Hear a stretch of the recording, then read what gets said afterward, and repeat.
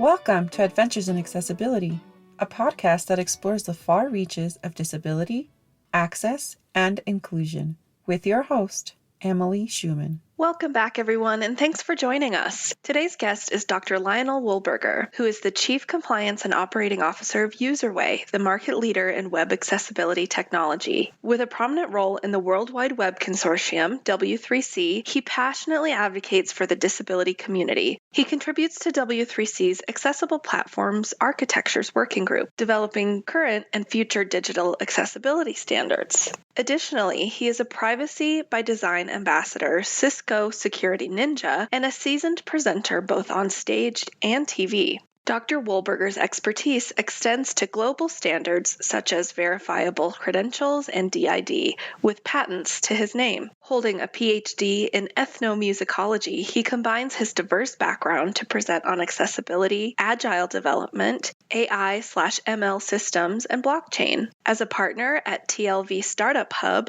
Lionel advises and connects founders with investors and corporate partnerships. His management and deployment of multi-million-dollar systems for Fortune 100 companies have benefited tens of millions worldwide. Lionel earned his Bachelor's of Science from Cornell University and his PhD from Wesleyan University. All right, thanks so much for joining us today, Lionel. We're really excited to talk to you. And I'm very excited to be here. The people that you've had on your podcast are awesome, and it's just a privilege to be talking to you about this important topic. Well, you're awesome too. And, our listeners just heard all about your bio. And so I think you're certainly among friends with our podcast guests. So why don't you start by telling our listeners a little bit more about yourself and kind of your relation to disability?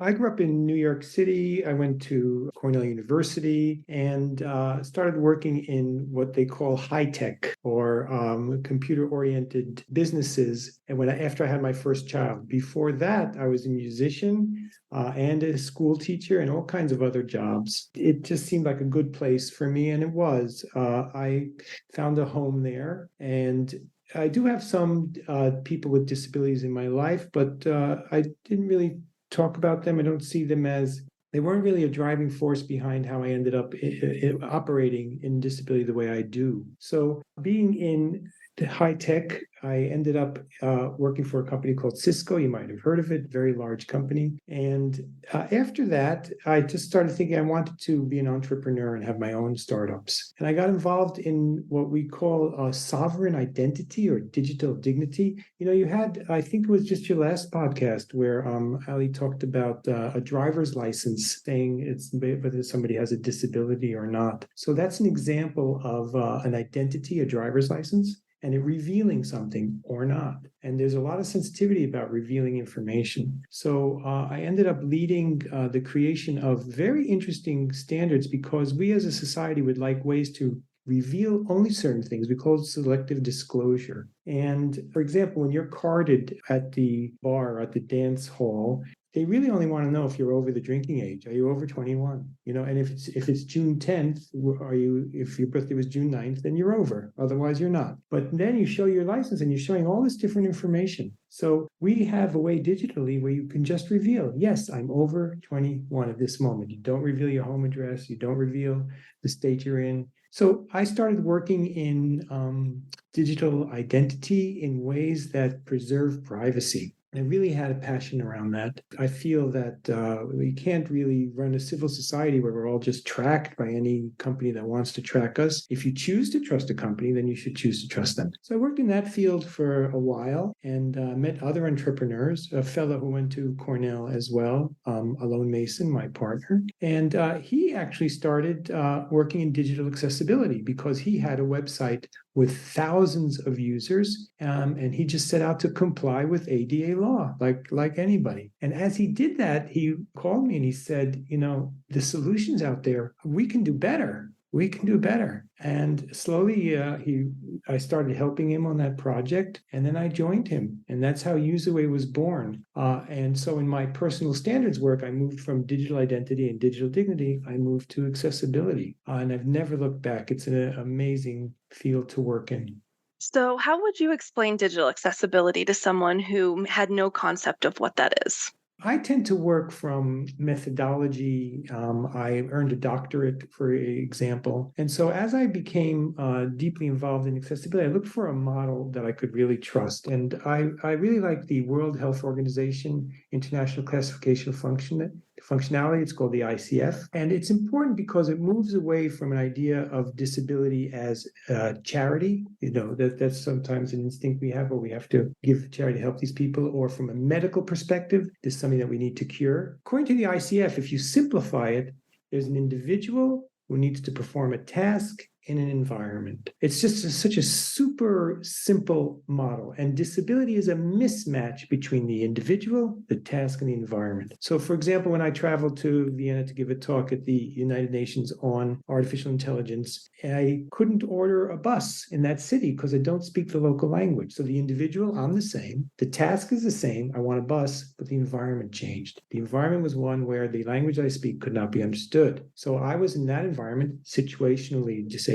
temporarily disabled. So this simple model perhaps helps us to understand what is disability in a digital sense. Now, digital is fairly new if you think of just society as a whole. The ADA was passed before there was an internet, for example. I'm sure that's something we'll talk about again. But the digital is basically, in this model, it's a task. You want to do a task. You might be doing it on a screen instead of doing it at a desk, but you have a task, and your environment is different. Again, an environment of walking into a restaurant, so that's stairs and a city street. So the environment in ordering a restaurant online is you're holding some kind of device. Maybe your smartphone's in your hand. Maybe you're sitting in front of your laptop. So digital accessibility is solutions that are tailored to that environment. Now, there are actually things we can do in the digital environment that are very hard to do in physical reality.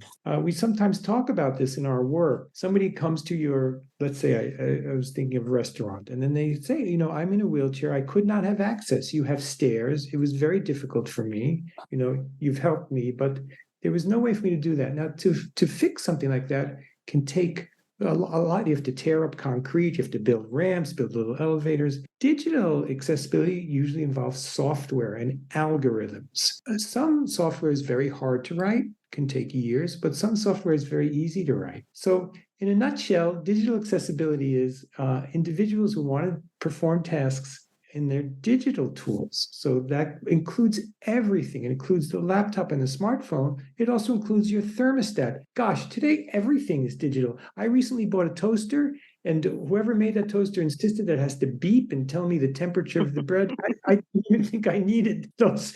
I didn't need a computer in my toaster, but computers are everywhere. And digital accessibility is making sure that any individual, regardless of ability, can accomplish their tasks. I love that. So, just like with the built environment, we have accessibility standards like the 2010 ADA standards for accessible design. So what are some of the standards that companies like UserWay are working with in order to ensure digital accessibility? Yes, it is a very standards-dominated world. And I'm sure people have heard of the World Wide Web. And many websites, you write www, right? Like www.ADA Network, or my website, www.userway.org. That www stands for the World Wide Web, and it was invented. It was invented by Sir Tim Berners-Lee. Soon after he invented it and it started catching on, it was based on that simple idea that if you're reading something, and back then he was just thinking of computers and screens, that if there was a reference, like I'm referring to this line of this document, you could click, and then it would automatically open that other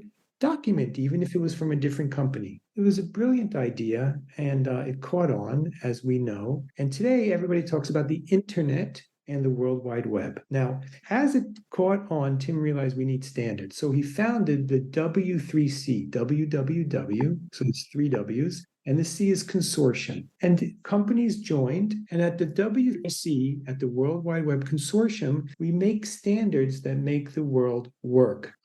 As you said, there are so many standards in the world and so many laws and regulations. This standard, I think we can say, is one of the most successful standards in the history of the planet. I mentioned to you before we started the podcast, I don't want to get too technical, but here, if I can, throw in 3 technical words. So there's HTML, which stands for Hypertext Markup Language. It was part of Tim's original invention. You're looking at words, like maybe you're looking at words on the screen and say Section 508. And according to Tim's original invention and idea, you can somehow click that and it'll go to Section 508 from the ADA Access Board, perhaps. To do that, there has to be markup, words that you don't see. So you see the word Section 508 and maybe a blue underline, but behind that, and you can right-click, by the way, there are ways to see it, there's markup. So that's called Hypertext Markup Language, HTML. That's standardized by the W3C. It then became its own standards body after that. Soon after doing that, everybody realized they wanted the web to be beautiful, not just words on the screen. It has to have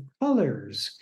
And they were using what's called semantics to express look and feel. A heading is larger. When you're reading a newspaper or a book, the heading is large font, and then the body of the text is small font. So in markup language, you would write H1, heading 1. Then the next heading is a little smaller, H2, and the next one smaller, H3. Tim found that people were just putting H3 because they wanted stuff to be small, and H1 because they wanted it to be big. And that was not a good idea because Tim was already seeing the power of semantic markup. And I'm going to tell you that power as soon as I finish talking about these 3 standards. So that became CSS, Cascading Style Sheets. It's style how big the words are. It's not whether it's a heading or not. It's just style. It's style what color they are. It's style whether they're on the left or the right. It's style if they move across this screen, all the look and feel stuff. CSS is a W3C standard. And finally, there's JavaScript, JavaScript. Why did we need a third thing? Because these pages,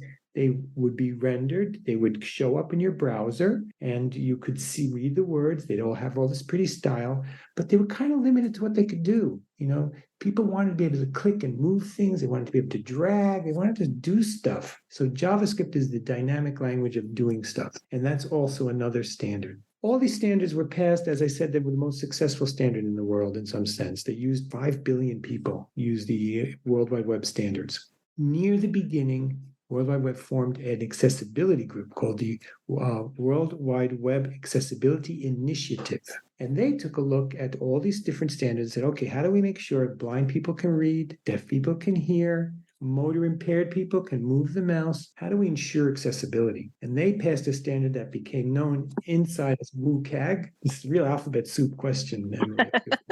WCAG is WCAG, Web Content Accessibility Guidelines. And again, this was a hugely successful standard. And today, a website or a telephone app is measured by the WCAG Success Guidelines. They're up to version 2.1. 2.2 is only now being passed this summer after years of work. And that is a standard by which you can measure if something's accessible or not.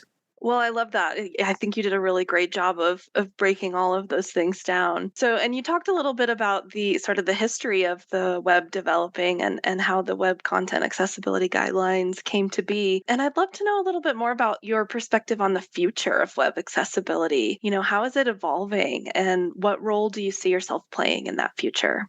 First of all, I really enjoy my work with W3C. So at UserWay pays to be a member and then donates my time to the committees there. We are working on future standards, and I'll tell you about 2 or 3 of them in short, if I can. So something we're aware of in the W3C, and by the way, all the world's big companies are there. I sit on meetings regularly with Google, Apple, Facebook, IBM. I co-chair a standard with IBM that I'm going to mention in a moment. So one thing we're aware of is that while we have this great success of WCAG, and any of your listeners who have been involved in what they call an ADA lawsuit, if it involves a digital asset, WCAG is going to turn up. Either that or the PDF standards, because those generally complaints about an inability to perform a digital task will involve a website, so that's WCAG, a PDF document, so that's PDF UA and related standards, or captions on videos, which is also WCAG. WCAG insists on that. That's generally the topic in a complaint. What we're aware of and where we'd like to go in the future is that we can't expect every company to be perfect out the door. We would like them to be able to announce where they are in their journey. So we're working on a maturity model where a company can instead really state their commitment to accessibility rather than this detailed list. The WCAG is incredibly detailed. A simple example is if there's an image, it has to have an alternative text. Again, thinking back to how all these things developed, there were no images on the web at first, then images turned up. So there was an image markup. So then the accessibility people said it's going to need an alternative text in case somebody can't see it, it'll get read to them. Now realize something. What's going to read it to them? There were no robotic readers 20 years ago. They were very poor. Another theme in this answer that I'm giving you is that technology develops and the vulnerable and people with disabilities very often, I'm going to say get stuck with, but they're also glad it's there with the beginnings of a technology. So the first robotic readers, they were hard to tolerate, but a blind person tolerated them. The first closed captions, do you remember reading those? They were awful. They were ridiculous. And now they're so much better. So we are working on something called the maturity model so that an organization can say, this is where we are in procurement, for example. We see procurement as the entry point for any organization to really become accessible. Why are we coming along and saying, oh, this developer didn't know how it was using a tool, for example, WordPress. There are so many websites built on WordPress. Why aren't they just accessible out of the gate? Well, they're not. So when you procure a website, why don't you ask, is this accessible? Procurement is a place where we'd like to get policy in place. Knowledge and skills. Does your organization have the knowledge and skills? Accessibility is complicated. Digital accessibility is complex.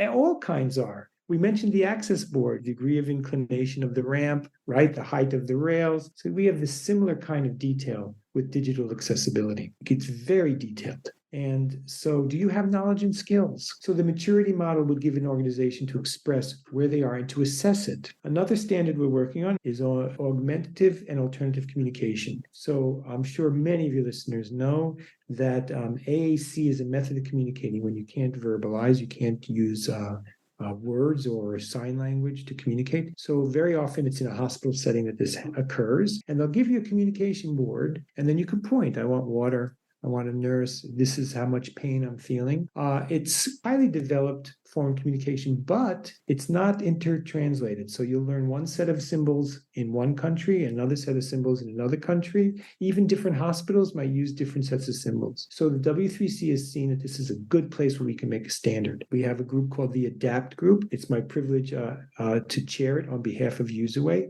and my co-chair is from IBM. And we are now going to have a standard where you can mark up your communication board with HTML. And that means that you could have that communication board anywhere else in the world. You can share communication boards. They can be more dynamic. So that's an example of a future standard for one part of disability, AAC. And I mentioned maturity model. And I want to return to where I started the answer. We really feel the overall trend will go away from this measuring minutiae to more about usability. Near the beginning of this journey, I think it was in a Section 508 meeting, the people who are involved, I wasn't in the room, by the way, but I'm lucky to work with people who were. They tell me that they said, we want usability. That's what we want. And government officials said, you can't measure usability. And that's part of our challenge, to find things that we can actually measure that can ensure an equal and accessible experience for people with all of these different perceptual modes. Yeah, that's all really exciting. And I know I certainly have talked to businesses who are going to be thrilled to hear about moving away from some of that minutia and that detail stuff, because I think it gets really complicated and confusing for some businesses, especially small businesses who are working on, just trying to make their websites accessible. And as you mentioned, sometimes they get hit by those drive-by lawsuits or the surf-by lawsuits, when it comes to website accessibility. There's a lot of emotion around this topic. I personally have been in calls, I could count them on two hands, where small business owners, it's always a small business, they're literally in tears. They just want to close up shop. They're shocked that what they had wasn't accessible. They're shocked that they received this copy-paste letter, and it's literally copy-paste. So they have no legal counsel on board. They go to a cousin or an uncle, or they try to settle it themselves. So talking about the drive-by lawsuits, it seems it's like a necessary evil. I think in the disability space, we realize that they do some good because they keep a drumbeat. They keep things moving in the direction of everything becoming accessible. But from the point of view of a small business, they're just, as I said, very shocked that what they bought isn't accessible. Here, sometimes I explain it to them with the story of the car seat. I say, you went out and bought a car, right? And you just expect it to be a car. And then you have a child and you find out you have to buy a car seat. Now, there isn't general outrage about this. People just go, oh, okay, I'll go buy a car seat. This is similar. You bought a website. Oh, accessibility? It's like a car seat. It's this extra thing. It shouldn't be. And frankly, once I started telling the story, somebody said, hey, why is that our children can't go in our car? He said, the back of my Toyota, it's like a Transformers robot. You fold this, fold that, do this, do that, and then it can hold all my camping equipment. Why can't you do some magic to hold children? So that story helps people understand a little bit. It's just where we are. And so there are providers like Userway, and you can go to userway.org to read about all the things we do to supply that car seat. We can assess, an accessibility provider will assess your digital assets, will be able to tell you what's right and what's wrong. So if you got one of these copy-paste lawsuits, first of all, this falls on areas of ADA, by the way, which I think you are even more expert at than I am. But we know that the ADA itself doesn't refer to the internet. It didn't even exist, and it doesn't refer to any particular standard. It's up to the court cases and court interpretations to make those connections. And so there is a significant body now of case law, and things point to the WCAG 2.1. Now, WCAG 2.1 is a very unforgiving standard. You can have a website of 200 pages, and one page has one violation, and that's it. You are in violation of the ADA. This is an area where the law isn't quite matching what we intuitively want. As I already said, we do want a society where there's equal access for everybody. And if these lawsuits are helping move the needle in that direction, fine. We're not, we'll tolerate them. But another customer I had, they had a website of thousands of pages, and they were all about how to identify antiques. And the lawsuit was copy-paste. It said I couldn't check out, I couldn't purchase. There was no purchasing on the website. Once it's filed in court, that's it. You have to respond. You need counsel. You need to assess the claims. And then they want to settle. And settlement is always 4 or 5 figures. So with this car seat situation, you need accessibility providers. It's a moment where I can say, I think Userway is a really good one. We offer everything you need in that situation. But the important thing is you need an expert in accessibility. Also, the corner of ADA that deals with digital is not the same corner that deals with physical. So you can we've run into people who have hired ADA lawyers, and the ADA lawyers have no idea of the complexities and intricacies of WCAG. So at Userway, we hire certified experts, and these are special people who have the patience for these hundreds of details, and then to do it every day, day in, day out. They're kind of like accountants, Yeah, so it sounds like maybe some of that maturity model that you were talking about might help to mitigate some of this unforgiving WCAG standards. Is that kind of what the hope is? Yeah, there was also a hope that WCAG 3.0 would solve it. Now, WCAG 3.0 is a big upgrade, and it's been in deliberations for almost a year. In fact, that's what slowed down 2.2. And we advocate that the group split, because we want WCAG 3.0 to take this more global, forgiving point of view, to say if a site is substantially accessible, then it's okay. And also, by the way, there's a lot of future standards. Another one we're working on is a unified endpoint where you can complain. So, you're on a website, something's not working. What if there was just a button where you could say, I can't access this? At each website, you have to dig. Where is it? Is it in Contact Us? Is it in the chat? Mm-hmm. We'd like to have one point called a well-known URL. Let's say you're going to, tomscoffee.com, tomscoffee.com/well-known URL/accessibility. Just go there. And then you could say, Tom, this page was a mess for my screen reader. Something else well known in our little field of the details of digital accessibility is that you can have a site that's completely compliant with WCAG and barely able to use it at all. You can have a site that's really usable but fails WCAG. Those particularly break our hearts when they get one of those copy-paste lawsuits, because This site is usable. Really, a blind person would not have complained about this site. Another aspect of that business is that the plaintiff actually doesn't get to see the money because they don't get damages under ADA, the way it's interpreted in Title III, but the lawyers get their lawyers' fees. Looking again towards the future, I know one of the big things that we're focused on, collectively as society right now is artificial intelligence, right? So I'd like to know more about accessibility AI and how you see that transforming sort of the digital accessibility ecosystem.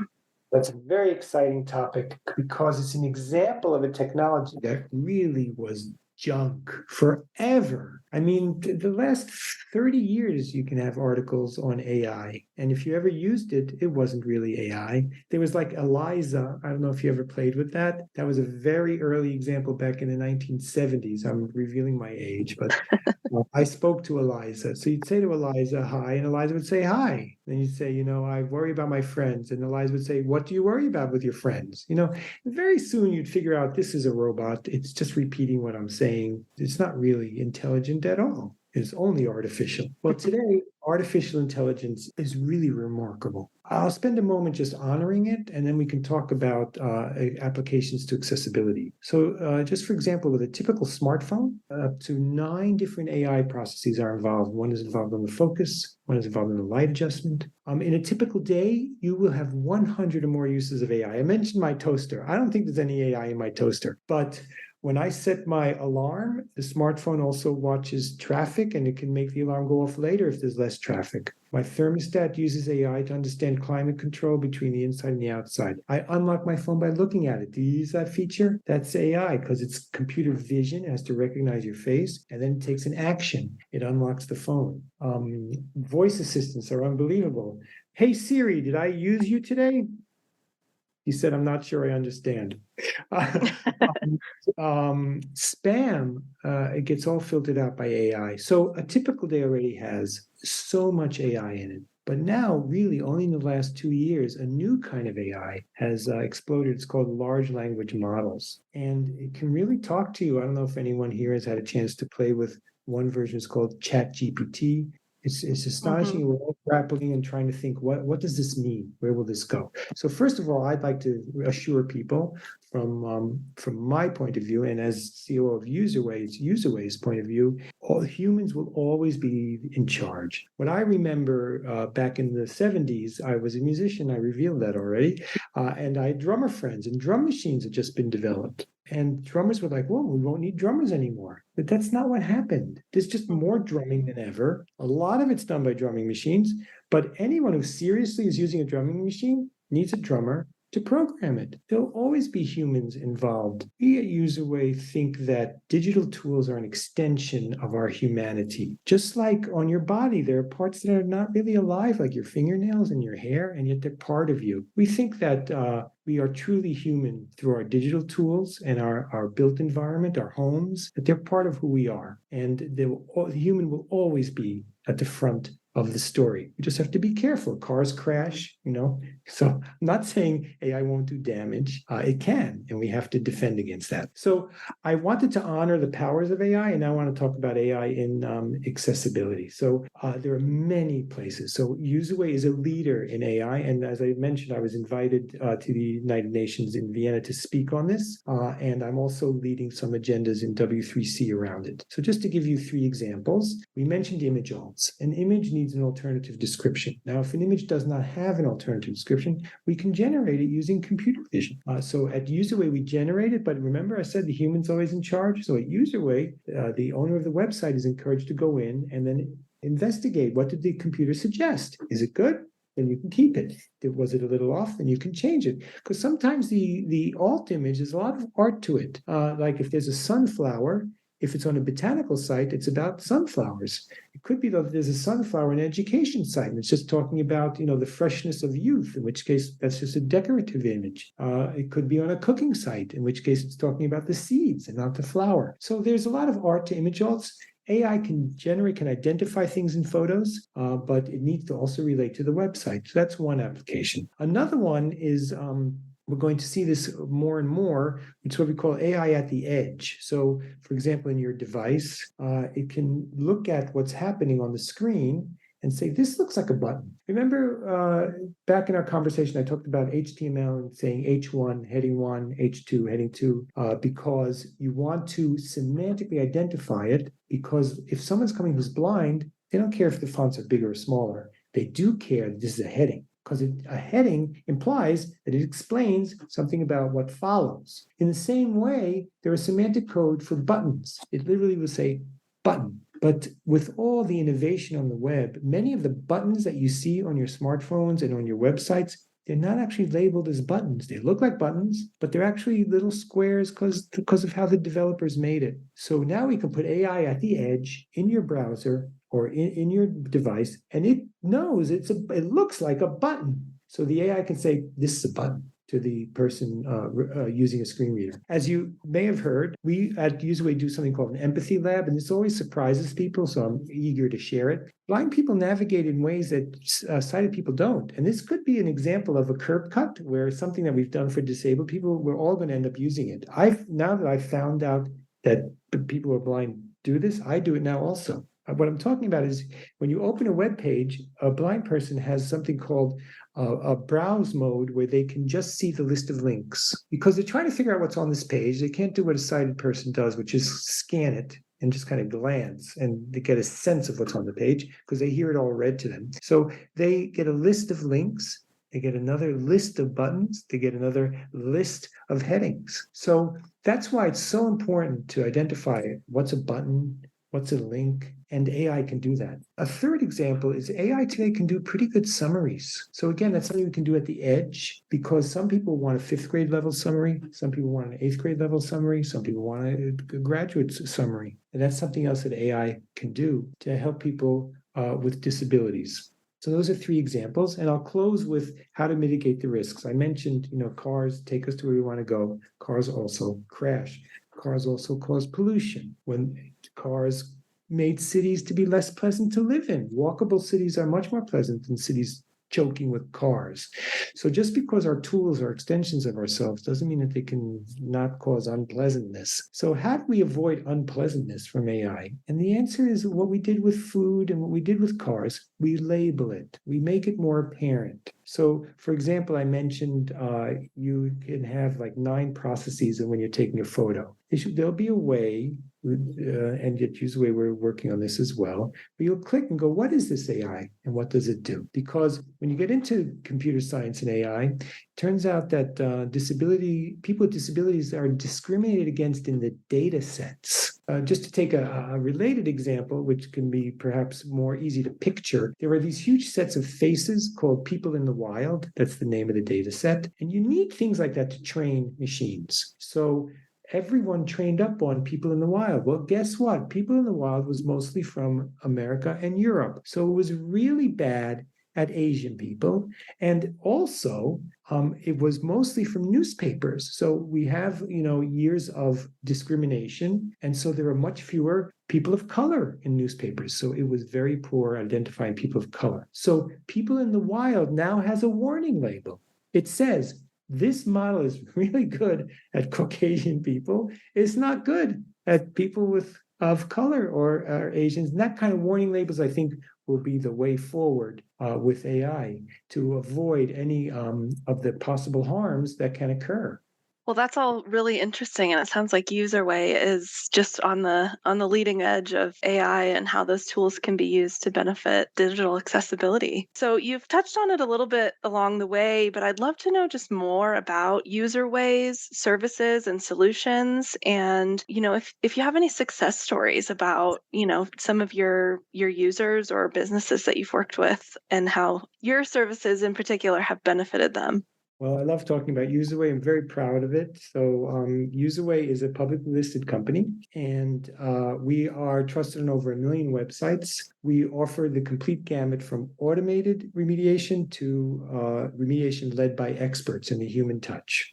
So success stories would be, for example, The Motley Fool is a website about investments, and UserWay is there driving positive sentiment, for example, by them offering user-triggered enhancements. So conveniently on the front of site, people are feeling very positive about their company's commitment to accessibility. It makes the site more accessible. We work with large payment processors like Payoneer, largest companies in the world, Coca-Cola, Disney. And the success stories really center around our unique mixture of automation and human involvement. So, for example, as I mentioned, when you use our widget, that's our most popular product because many small businesses have no accessibility officer in the business. They don't even have developers sometimes. So they really want to rely primarily on automation. So they purchase the widget. They know that it then automated fashion ensures that people with a screen reader have a much better experience, that people who are motor impaired, who cannot use a mouse or trackpad, can navigate the site. We also offer that kind of semantic browsing that I mentioned. Look for UserWay on a website and click it and go to the browsing mode, and you can browse by headings, by links, by buttons. All that's done through our flagship product, the widget. We also have industry's leading manual audits. Audits are highly dependent on quality of the assessor. UserWays are the highest quality. So you give us an asset and we will have people with disabilities to navigate it, and they're also trained in the standards. So they'll say this needs to change to this has to be fixed. We've mentioned PDFs a few times, and PDF documents have to be accessible. So PDFs are generally created from Microsoft Word, right? They're outputted or another word processor. So UserWay has a product for that. UserWay from Microsoft Office. It makes a new toolbar in Word so that when you're ready to save to PDF, it will be an accessible PDF. We get asked all the time, why isn't the PDF accessible? Why do I have to buy something extra? And there too, there's a technical story. PDFs were invented because, again, showing my age, but I had a daisy wheel printer and a dot matrix printer. Did you ever hear one of those? You'll hear them in TV shows sometimes. They go, bzz, bzz, bzz. They're actually still operating at airports too. I lost my luggage the other day and they had a dot matrix printer print out my lost luggage report. So there was a big problem. All the printers worked completely differently. There was nothing unified. PDF came along just to say where dots go on the page. That was the point of it. So it's completely inaccessible. It has no semantic information in it at all in its roots. When that became clear that PDF became the standard for portable documents, they then hurried along and made a way to tag things. It's cumbersome and complicated for the reasons because of how that technology was born. So UserWay has solutions for PDFs. And we also offer empathy labs and consultations, getting back to the fact that a lot of our customers just want to check off a box, and we want to move the conversation way past that. Accessibility isn't about checking off a box. It's something you have to do all the time. It's more like washing the dishes. You have to include disabled people in your decisions. UserWay gives you access to people so that they can assess your designs. You need to train your designers. UserWay also offers courses for that. You need to have management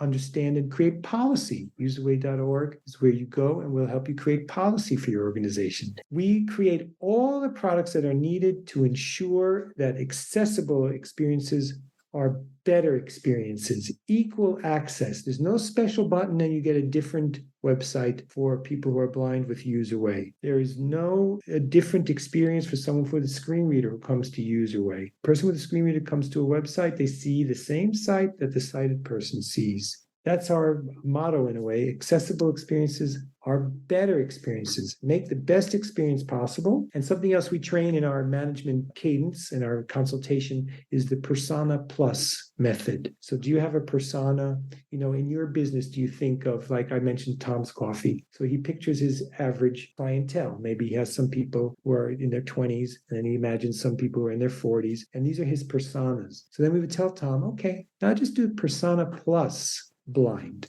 So that person in their 20s who's blind, can he order that cup of coffee? That woman in their 40s who's motor impaired, can she order? Plus. It's interesting too, because we say plus. And as I'm sure you know, Emily, people with disabilities often are a plus, a big plus. We need to include them because they have a lot to say. They have a perspective that we need to hear. And a saying in the community is nothing about us without us. So UserWay has disabled people on its team. We enable them to work directly with businesses that choose that package of consulting, and they inform the products that we make.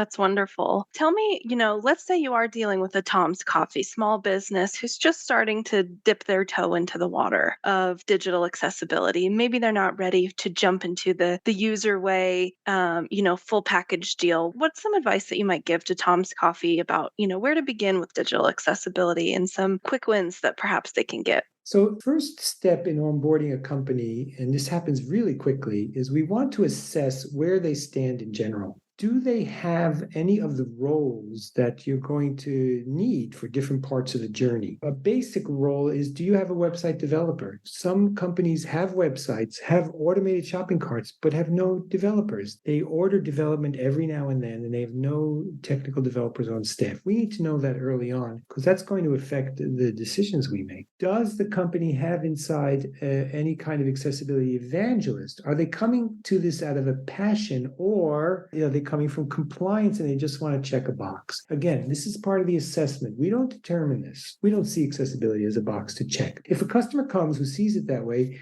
we will give that customer products that fit their mindset. We see it as a way to get a toehold. Get accessibility into any organization, and you can grow the practice later with the maturity model kind of thinking. So in this early stage, the critical things are, do they have developers or not? Do they have a passion for this, or is it really in the box of just compliance and just something else they have to do and just get done? I guess another branching point is, do they have designers? Do they create their digital products? Many companies hired a designer, they're long gone, and they're just running whatever they were left with. Are you planning to do a new design in future as part of that third box? So once we've got that sorted, we then give the products that are right for the particular customer, and we call it their accessibility journey. And every organization's journey is a little different, but they fall into several broad categories. One broad category is they have developers and they have enough management to be able to have an audit. That's the best place to start. Let's figure out where you are. The only way to do that is to really investigate. So a small audit package is very affordable, and then we can assess the main paths into the business. Then we have a list of what needs fixing. Now, once you have that, the organization can fix it, or UserWay can fix it for you. So that's another branching point later in the accessibility journey. And then how do you follow up year after year? So here we want to make sure you have a basic accessibility policy and a method that you can come back to this and revisit it. Also, all the other accoutrements like an accessibility statement and train up your help staff to answer accessibility calls. All of that is if the organization has the bandwidth to absorb that. Now, if we call that the middle road, then there's a lot of businesses to the side of the small business. They don't have development resources. Maybe they have 10, 20, or 30 employees. None of them know much about digital technology. None of them know about accessibility, but they've come because they want a solution. So those companies, it's simple. We sell the widget, and that's the starting point. And then we engage with them and say, log into the widget, because the widget gives you a dashboard. It starts revealing to you and teaching to you all these other things I just talked about. For example, the widget will explore the site and see if there are any PDF documents, and it will say, there are PDF documents here. We need to get those remediated. It will look and see if there are videos. Videos need subtitles. And then the widget itself will fix hundreds of things by itself because it has AI, and our AI is continually improving. So that's to one side. To the other side are much larger organizations that may have come in for one assessment, but they're large organizations and they're ready for the bigger message. Those organizations, we then give training and empathy labs early on in the process because we want to move the needle of the designers and the industry and the business leaders. We want them to understand and empathize. And by the way, empathy is not about sympathy. It's not about compassion. Empathy means really feeling what it's like to order if you're blind. Generally, it's an eye-opening experience. We've heard gasps. We had one session with one of the world's largest pharmaceutical companies. They asked in the empathy lab that we set up for them. Empathy lab is a kind of infotainment because it's not just a dull experience. So they had a journey there. Somebody had to come to a website and sign up for a local meeting with a medical specialist. And that person it was a blind person, and that they got through the whole thing, and they clicked enter, and when they finished, the form never said it was complete. It didn't say anything to the screen reader. On the screen in words where your form is submitted, all done, and nothing happened. And so the blind person was like, okay, what's happening? And then they started clicking around, and you just heard all these leaders, the designers, the product managers, they just went, they were horrified. That's true empathy, not for the condition, for the mismatch. He could not complete his task. And that kind of emotion stays with you. Those people will think of accessibility in the future. Wow, that's awesome to hear. So as we start to wrap up here, Lionel, is there anything else that you want to leave our listeners with? Anything that we didn't ask you that we should have? Your final thoughts, and especially, where can listeners go to get in touch with you, learn more about UserWay? Well, sure, I'll plug UserWay. I'll just start with saying, get a good accessibility provider. UserWay is one of the best. So go to userway.org. If you don't believe me, Gartner has a guide to the accessibility space, and UserWay is listed there as a technology leader. Even though we have all those consulting services, our technological-based services are the best of breed. We have a widget. We have managed accessibility where we'll do it for you. We have a scanner. We have the solution for Microsoft Office, which is it's a unique product currently in the industry, and we're super proud of it. We have people that you can speak with. Ask to speak with me if you want. I'm Dr. Wolberger here in the company. We didn't get to talk about my PhD, but we're really dedicated to closing the digital accessibility divide for the next billion people who live with disabilities. That's excellent. And don't worry, we mentioned your PhD in the bio in the introduction. So, well, thank you so much again for your time today, and, take care. And thank you.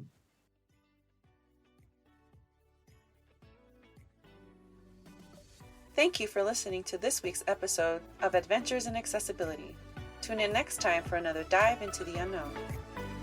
Adventures in Accessibility is hosted by Emily Schumann, and Jessica Lucinia is our sound engineer. This podcast is a project of the Rocky Mountain ADA Center and is funded under a grant from the National Institute on Disability, Independent Living, and Rehabilitation Research, grant number 90DPAD0014. This production is intended solely for entertainment and informal guidance and should not be considered legal advice. The opinions expressed by guests are not necessarily held or endorsed by the Rocky Mountain ADA Center.